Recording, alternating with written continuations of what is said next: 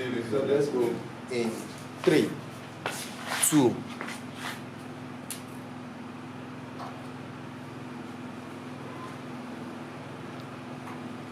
We're live. Good day, ladies and gentlemen. It's yet another episode of the Real Talk Show. Just like you know, I'm your host, Ike, aka Ike Review. Here with me in the studio is Sir Victor Iyalla, who has anchored lots of programs on Arrest TV, ranging from programs like Waiting They Happen, Talk Your Own, and a whole lot more. Sir, you're welcome. Thank you very much. Sir, today we'll be talking about reflection on your career as a whole. You know, I learned you've been in the media space for a whole lot of time right now, more than 35 years. So we want to get an insight on what you can tell us how the journey was, or how the journey has been so far. One question is, what really prompted you to go into the media world? What was that motive? I want to start by saying that it's very interesting. Thank you. Very interesting to start that way because I didn't know that I was going to leave law to become a communicator or a local journalist. Because when I was in secondary school in the early 70s, down to 1976 or so, the dream I had was to be a lawyer. And even my colleagues or my schoolmates, many of them, my classmates, would have embarrassed that I was not. Because Wow. even at secondary school, we used to have so many activity groups where you would be able to, pay your or what you have naturally or what you want to do. So identify yourself. And I was at the time that said, potential lawyer. What happened? When I finished my secondary school career, I didn't go to university straight away. Now I was distracted. Yes, I like to use that word. I was distracted to a teacher training college. So I went to college. I went to TTC, who were actually after the war. When they said that that it is where you have the what do you call it now, the HR who are the Polytechnic. It used to be our teacher training college. So while I was in that teacher training program, I found myself, president of the school press club. And whatever I do, I like to be very passionate. Whatever I do, I spend energy and time to do well. So the environment there in the teacher training college, where you had older people, people who were better exposed than those of us who were younger people at the time. And some of them were in college before the war, after the war, they came back to finish college and so on. So we have people who actually, were to influence us. So, but I was the president of the school press club because of my flair for it. I didn't know where it came from. You had this image. Yes, I think so. Because it just came out. And even at that time, I still tried to do things that related to legal practice as it were. But it was not can I say, accessible to that environment. A teacher can easily, be seen as a broadcaster, can be seen as a journalist and all that. But when you want to be a lawyer, so I just see it's a very friendly environment to begin to think about becoming a lawyer. But what happened, I started seeing myself in classrooms, we go for practical teaching and all that. You come back and so I think I taught my yes, and I look forward. But looking at yourself now, how far you've gone. Do you think you're better off now being in the media space than being a lawyer? When you say better, I think there's a technicality to that. Sorry, better. Most times we don't even know when we're better. You agree with me? Because you could have money somewhere from one angle, you were not satisfied personally. You could do a few things that could give you comfort, but you still desire to do something else. And so when you say better now, I want to say that you're talking about earnings and the comforts. Otherwise, It's not really earning, like deriving joy in what you do. no, nothing. God just knows what He is doing with me. I couldn't have been better as a lawyer Than you are. because if I were a lawyer, Yeah. I would have been shot dead by now, or somebody would just no. I could jail my mother for an offense if I were a lawyer. I Because became you're a this judge. nonsense person. No, I became a judge. Let me tell you clear. I'm sure that's why God, all my friends know, even in the church, they know me. The problem I have is that things should be done straight, done properly. Immediately it's not done properly, I get very vexed. Complete. And sometimes I get emotional, Yeah. you know. So if I were a lawyer, and if I were a lawyer, I should have been a judge and retired even now. Wow. So if I was a judge, and my mother commits an offense, I would jail her. Well, Bring the apology home. You know, by setting. So I'm sure that's why. probably a house arrest or something. Yeah, something. No, I don't know whatever. But if she Depriving her of freedom. if she was guilty, she will remain guilty. We won't talk about it in my dining room or in my bedroom. My mother will not come and tell me that this thing is like this. Try and help us. I will say, what? Get a lawyer. Get a lawyer And plead your case. Yeah, make your case. If you win, okay. So that is my attitude to during issues. So I'm sure. Let me just say that maybe I think God knows why He didn't do that. Even in the church today, where I take very strong position for management, they know me. In fact, some of the things they won't come and tell me. Even at the council Meaning you're very upright. would it be right to say so? Well, if somebody says it's upright,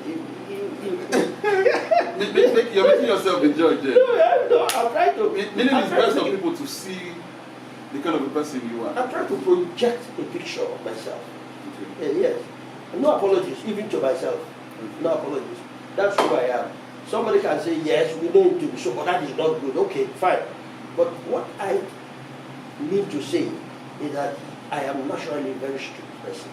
And that if I was, and if you go to my community and ask them why I have not made it in politics, why I was very involved in politics, because I disagree with them. When they go out, it's the interest of the people. Yeah.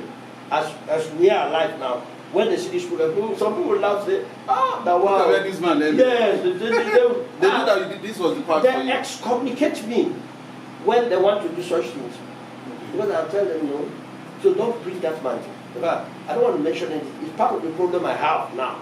That's why, otherwise I've gone very far in real estate politics. Wow. So much that, let's leave that. Let's go to So why do you not want to give us a soft landing on that? Maybe we'll come to it. Okay. But let me finish about who I am. Okay. So looking back at your career, do you have any defining moment that set the pace for your career? Like, in today's world, they'll be like, will it make you blow?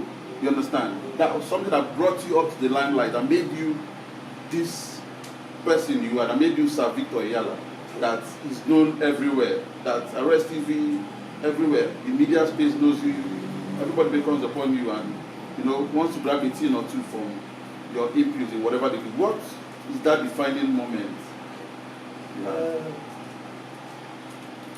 When I returned from the UK in 1985, I already complete mass communication by training.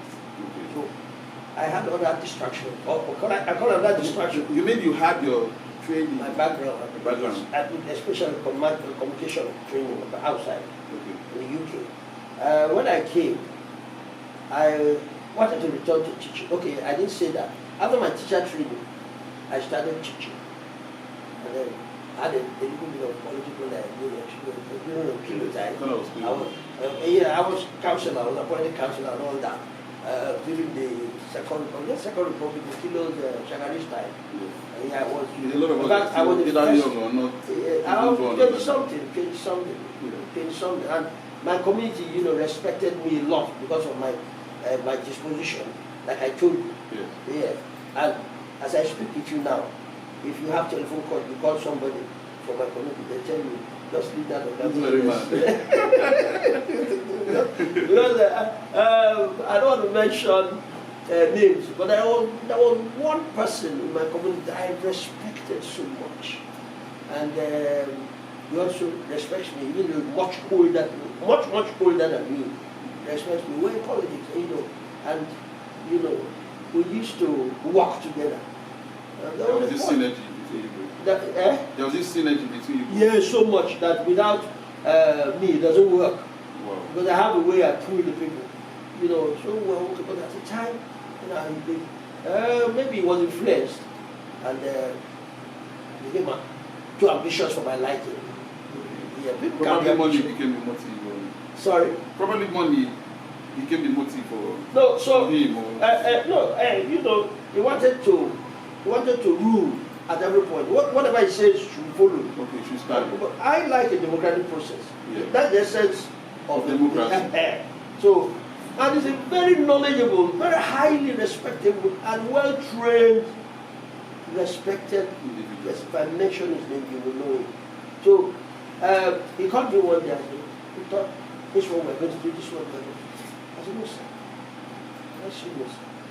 He said, no, that's why he called me. He doesn't want us to disagree outside. So, this one is what we are going to do. I said, no, sir. We have done, you are our leader. And you have asked us to do that. We have done. So we will be doing. He insisted. And that's when we had problem. Let me leave that by me. So you were asking me about how, Yes, the prayer was fine. So any moment. I got to the politics and a few years after, when who was that? Was it Buhari also deflated us? Like when he was the military head. Yes, when Buhari came on board, 1983, so we left. We did not run. Some of us did not have run because we did not steal. Maybe there were some persons who ran because they stole. Because they were pursuing everybody. And we waited until the tension was down and made sure that we were not before. And we left. So when I came back, I wanted to return to teaching. But I had a problem. Even as a trained communicator, I want to go back to teaching and see what I can do well. Yes, because I've already built up in teaching and I've gotten experience, so I want to go back to teaching. And I also saw that teaching would not allow me to express myself for what I discussed. So I said, okay. And there was no job, they won't reabsorb me because the number of years I've stayed away, with the housing and all that, passing away from that, I've not taken that, but let me just satisfy myself. By choosing this career path? Yes. So I said, okay, let me start over. Now I am, look at journalists, let me go into television or radio. So before I know, Radio Rivers had just come up a few years before that, they wanted me, and Arrested Me had just come up that time, precisely, just coming up that time. So I said, okay, let me go to NIJ to have Nigerian, way of doing things. orientation in communication studies, So I went to NIJ. Now, within that period, Arrested Me was open at Olumeni Street, that's when we started. Wow. So I came in and got that job as a program assistant. That's how I started. Wow. And then we did that job.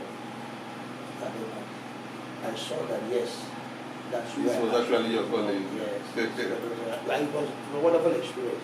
Wow. For the number of years, it was very wonderful. The only problem is that those who would steal,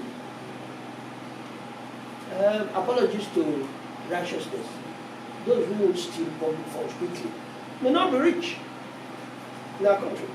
Can I tell you? There's a very funny thing. During those years, I had the opportunity to steal some money. Can I say it? I'm seeing it on national TV. I'm seeing it on TV. I had the opportunity to steal some money. Being a politician, or? No. By my job, Okay. we did a few, I don't know where you will be then, We did Ruby Fest. Then we had one very fine military administrator. I should remember Musa Dawuda Kumu. Wonderful. He's not here now. See, I'm addressing him because yes, that's the essence of it. Was fine. And we had one fine person I will never forget. Shene Razak Lawal. Wow. Yes, we have never heard her before. No. She used to be a national broadcaster on NG and so on. So at the time, soon after I got that job, she came in and was also given a responsibility to manage.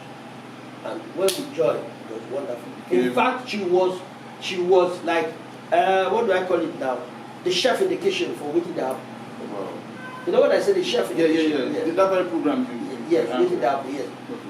Shene Razak Lawal, with all our popularity and all our potentials, will sit on the rock floor with us to design program and insist that we finish before we close. I also had a cousin. That was passion. Yes, I had a cousin which late now too. Without fairness, even though we had problems later, I'm going to be fair. It's late now. That good boy. And that's another character who also sweated to make sure that this things work. I give all of them honor as I speak. So, and you know, they encouraged me a lot. So when they saw that I was something to sell, they took me to market. Wow. I don't know whether you understand. Yes, I understand you perfectly. Then they saw that I was a good product. So, sorry for confusion. This takes me to another question I have for you. Yes, sir. How do you think the media landscape changed over the course of your career to what it is today? Well, the dynamics, you know, there's no way it can be static. Yeah. So, you know, life itself. Is in static. Yes. So we would not. Do you think there is a decline or there is a in how things are, you know? I don't think there is anything that is going on that goes back. Okay. The only problem we have is to be able to appreciate, you know, the time, events, and what do you call it again? The time, events, and you know, needs. Okay. Because if you want to compare media of that time and today, no, you'll be making a mistake. Because things are changing now. Even the cameras we used to, they are not there again. Yes, we go and ask them. Then we are not using the, what do you call it now? Memory card. Then we are using cassettes.